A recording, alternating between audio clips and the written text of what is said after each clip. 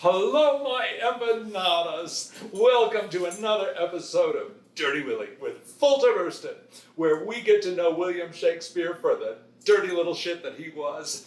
Yes, we revere him for being a poet. We love him for painting the human condition in such vivid colors, but really we want to know what he did behind closed doors, and he tells us a lot. All right. Let's talk about Shakespeare today. Now, this is kind of a fun one. It comes from Romeo and Juliet. Now, Romeo and Juliet is a play that's peopled with teenage boys, so of course it's filthy. Yes, it's a great love story of all time, but there's a lot of horny teenagers in this one. And in particular is a character named Mercutio, Romeo's best pal. So, Mercutio, he's a party boy. He just wants to have fun, and Romeo's always mooning about his love. He's in love with Rosaline when the play starts. He can't get anything from Rosaline. She won't give it up to him. And so he's always mooning around, and he's melancholy. And Mercutio and his other pal Benvolio are trying to get Romeo in a party mood. So, they're headed to the party. Mercutio's just all jazzed up for a hot time. But Romeo, all he can think of is Rosaline. She won't give it up. You know, you've gone to parties with that guy before. So, Mercutio's trying to get him to knock it off, and he says, "You're a lover. Borrow Cupid's wings and soar with them above a common's bounds." And Romeo says, "I am too sore and pierced with his shaft to soar with his light feathers."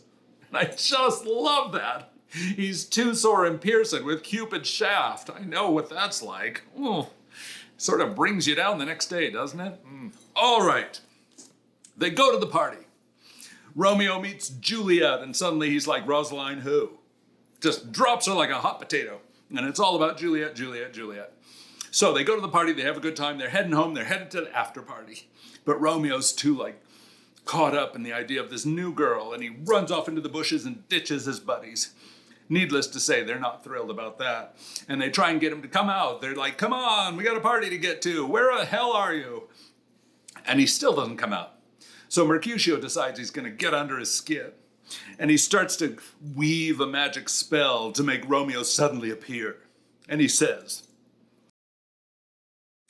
"I conjure thee by Rosaline's bright eyes, by her high forehead and her scarlet lip, by her fine foot, straight leg and quivering thigh, and the domains that there adjacent lie."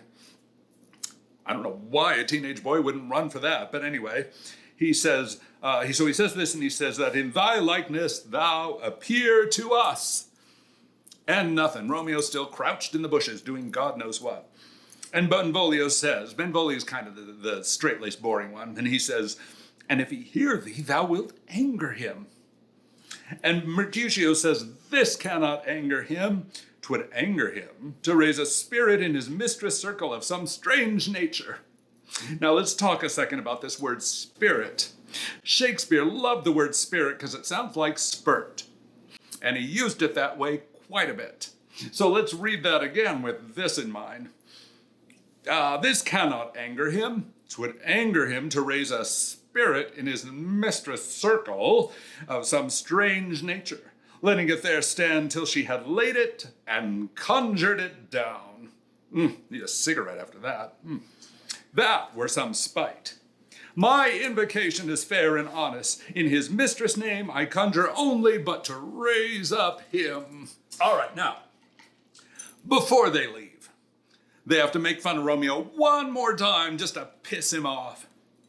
So Mercutio says, now will he sit under a medlar tree and wish his mistress were that kind of fruit as maids call medlars when they laugh alone. Now, if you've ever seen a medlar, trust me, you'll know exactly what he means, and it's not clean. But he says, "Oh, Romeo, that she were an open ass, and thou a poprin pear." Yes, that's one of the greatest dramatists of the English language right there on the page, an open ass. And whatever image that conjures up for you, sit in it for a moment and enjoy. So, Shakespeare, He was dirty, he was funny, he was witty, he was just like us. So come join me again for Dirty Willy with Fulta Burstyn, where we'll explore all the moments in Shakespeare that the English teachers didn't want you to know. See you next time.